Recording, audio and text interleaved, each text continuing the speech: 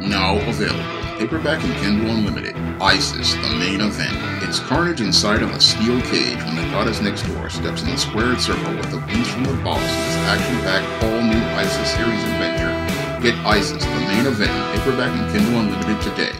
There are some in the comic book industry who are proposing that Marvel and DC do a new crossover comic like Marvel vs. DC, which came out in the early 90s, or a new JLA versus Avengers crossover book in an effort to try to get sales for the comic book industry, which has suffered as a result of the ongoing pandemic.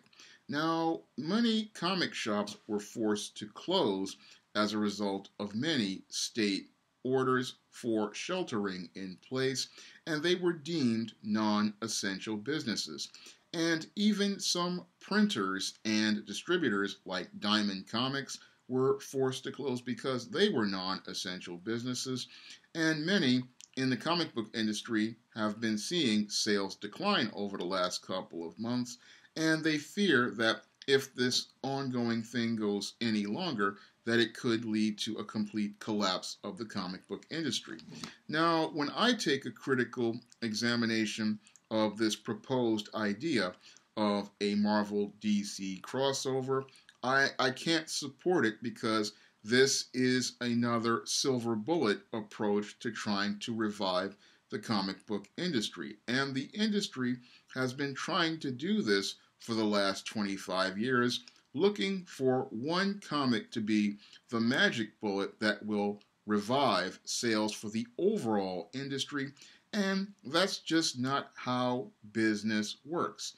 Now, the big problem with this silver bullet approach as related to the 2020 comic book industry is the fact that both Marvel and DC's universes are not in good shape. Now, back in 1994, when they did the original Marvel versus DC, I believe, or 95 when they did it, the comic book industry was in a lot better shape. Comics were flying off the shelves, and comic book stores were a lot stronger than they were because this book crossover was done before the collapse, the original Marvel vs. DC, and the JLA Avengers book came out around 2000, 2001 or so, or 2002 or so, and again, the industry, even though it had gone into a slump, was still in far better shape, and both universes, Marvel and DC's universes, were in far better shape because back in 94, 95, the Marvel universe was pretty solid and tight, and DC's universe was extremely tight due to a strong editorial over at Marvel with Tom DeFalco and over at DC with Jeanette Kahn. So they had all of the characters in a good place for a crossover. Most of the books that were out on the store shelves were pretty solid and consistent at both Marvel and DC. So you could do a crossover and the characters were pretty solid and consistent. But if you fast forward to today, the characters are not solid and consistent at most of these today in the Marvel Universe or the DC Universe, because if we look at the DC Universe, it is still a jumbled mess after Dan Didio decided to reboot it with the New 52, the Convergence, and the Rebirth. It is not in a good place for a crossover. Many of the characters are just not in a place to participate in the stories. I mean, Tom King's Batman is absolutely dreadful. We have your Bendis Superman, which is a complete mess. We have Wonder Woman, who is a complete mess. The Flash is just a jumble of technobabble. And your Green Lantern is just all over the place. So we don't have one solid character like we did in 1990 over at DC as related to their universe. I mean, Batman is just a beta male. Superman he's a mess. And again, all the characters are not in that place where they are solid and consistent in their characterizations. And on the Marvel side, thanks to these far leftists and woke types running the Marvel universe, like Sana Amanat and people that they have working for them, we don't even have a consistent character at list as related to characters. I mean, you have an uneven universe featuring a Thor that is not all there, a Captain America that's not really in a good place. Iron Man has been a complete mess, as I see it, ever since Kurt Busiek stopped writing him. And your characters like Wolverine and many others, they're just not in that good place creatively. So when I look at this decision to talk about doing a Marvel and DC crossover, it's not going to work today because we just don't have the characters in that place where they can participate in a crossover, and then that crossover can lead to those characters going out here and getting sales for their own books because their characterizations are so completely off. And one of the big problems with this attempt at a crossover is we just don't have the talent to do a crossover like we did in '94 or even back in the '80s. I mean, we do not have seasoned writers these days working at Marvel or DC to pull off a crossover. We don't have a Marv Wolfman who did the classic X-Men and New Teen Titans crossover, nor do we have a Kurt Busiek who did the JLA Avengers crossover, because both of those writers were master craftsmen, and because they were master craftsmen, they understood these characters, they understood these universes, and they understood how to put together a compelling story that would enable people to see both of these characters' sets from different universes and have them work together organically. So we don't have the talent as related to the writing pool, because if we look at the writing pool over at DC, it's a bunch of really poorly talented writers like Brian Michael Bendis, your Kelly Sue DeConnick, and people like your Tom King. And Tom King and many of these writers over on the DC side don't have the skill set or the depth of a Marv Wolfman, nor do they have the skill set or the depth of a Chris Claremont, or even the editorial guidance of the late Mark Gruenwald. You just don't have the talent there to be able to create a solid crossover that reintroduces readers to these characters and shows you how great they are. And when you look at the artists these days as related to the comic book industry, you just don't have the talent out here to put together this kind of comic the same way Walt Simonson did with X-Men and Teen Titans, or George Perez did with the JLA Avengers crossover. You just don't have that legendary talent that can be that big draw. And when I look at today's pencilers and artists that are out here, a lot of them that are working for Marvel right now, their art looks like chicken scratch. There's no real energy to it. And you need that energy to make that page pop in a crossover book, because in a crossover book, your goal is to go out here and get the attention of not only the veteran comic fans, but you also want to get the casual comic fans. And there's just not enough good qualified talent in the talent pool currently at your Marvel or your DC that can go out here and put together this kind of book.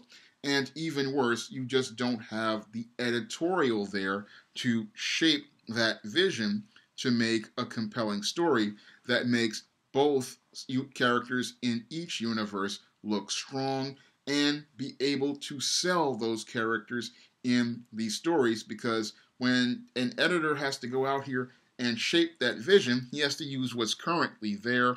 And sadly, what's currently there at Marvel and DC is just not ready for prime time. Now, when I really take a further critical examination of this comic book industry, in order to get those sales back, they really need to start focusing on building up their stories and really start focusing on developing a a group of craftspeople, because one of the big problems with the industry over the last, I say, 30 years is the fact that we have not really focused on teaching new writers and new artists the craft of making comics. And because they have not learned the craft of making comics, this is why the industry is in dire straits right now, because many of the people who are coming into comics these days, they're not coming here because they have a passion for the characters, a passion for crafting stories with the characters, or a passion for crafting good comics. They, in many cases, see comics as a stopover on their road to Hollywood. And if you're not in comics because you love comics, then as I see it, you should not be here, because the road to Hollywood is not really meant to go through the comic book industry. The road to Hollywood, as a screenwriter, I can tell you, is usually a separate road, and usually you have to go out here and query these agents and go out here on your own. And what these people in the comic book world want to do is say, I've got this comic, comic books properties are hot, I want to try to get a Netflix deal or a movie deal, and it doesn't work that way. Yeah, you've sold 2,000 or 3,000 comics, or you've gotten them ordered by comic book stores, but that's not really going to lead into an audience for a TV show or a movie. What it's going to do is just get you an option, a couple of $1,000s, and they're going to bury this thing, because once you get the option, the project's going to get buried. But you can't tell many of these people, but they want to come in the comics and use it as a gateway to the whole Hollywood. And again, the industry hopes to use these people as a silver bullet to save the industry, and that's not going to happen.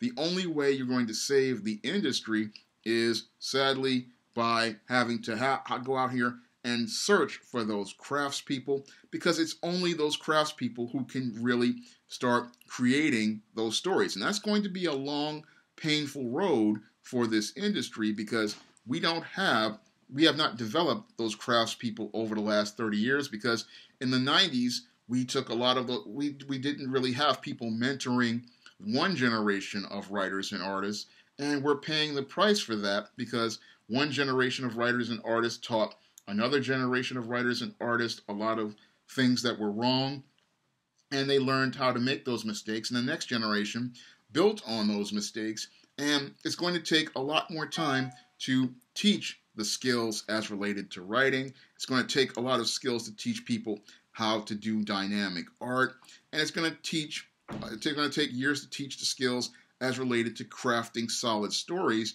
It's just going to take time.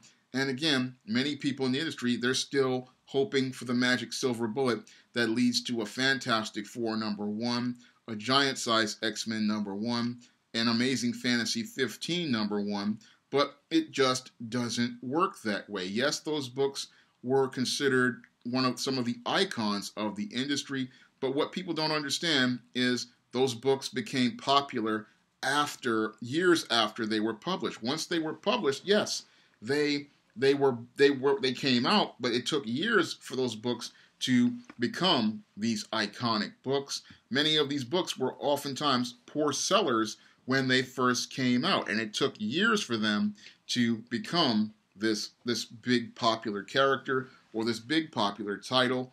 And a lot of these people, they want this magic bullet that's going to lead to 1 million copies, and I'm sorry, it's not going to happen.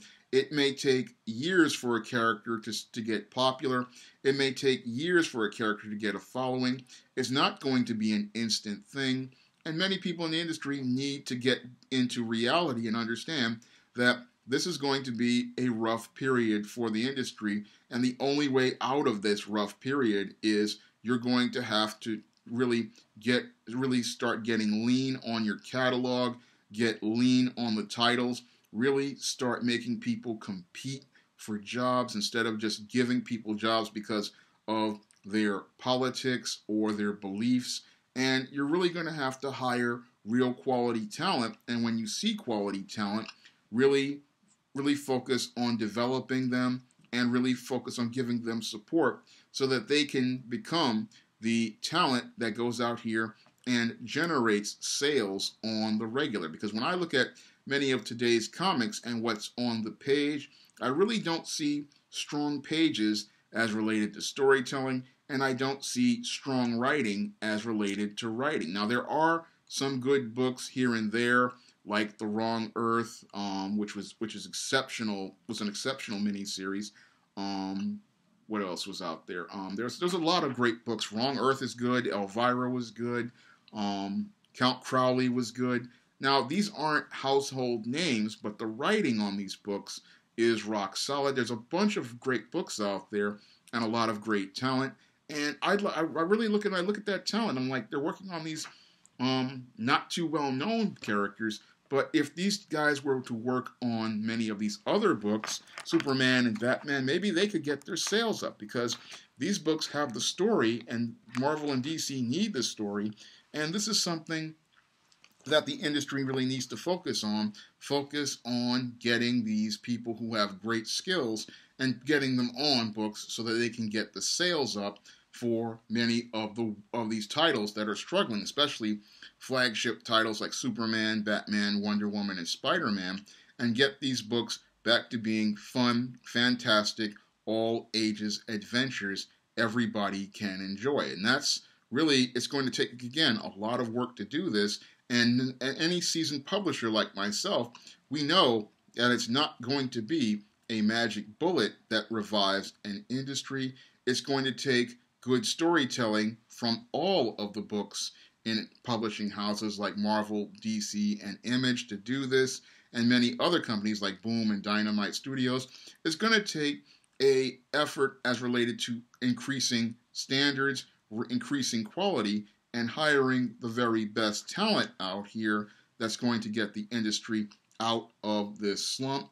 And we need to start focusing on quality instead of trying to focus on gimmicks, shock marketing, and other archaic approaches that led to the collapse of the comic book industry in the 1990s. Now, if you want to pick up some of my SJS Direct publications, like the ISIS series, the E-Steam series, the John Haynes series, and books like the Spinsterella Trilogy, you can find my work on Amazon.com in paperback and Kindle format. And you can also find it on Smashwords, the iBookstore, and Google Play. And if you want to see me make more videos like this, you can donate to my Patreon, my PayPal, or my Cash App by clicking the links in the description box. That's all I have to say for this video. You can comment, rate, and subscribe. Now available in paperback and Kindle Unlimited, John Haynes, the man with nothing to lose. The man who rules the world runs into the irresistible force of a man with nothing to lose in this action-packed, all-new John Haynes series adventure. Get the regular and variant editions of John Haynes, the man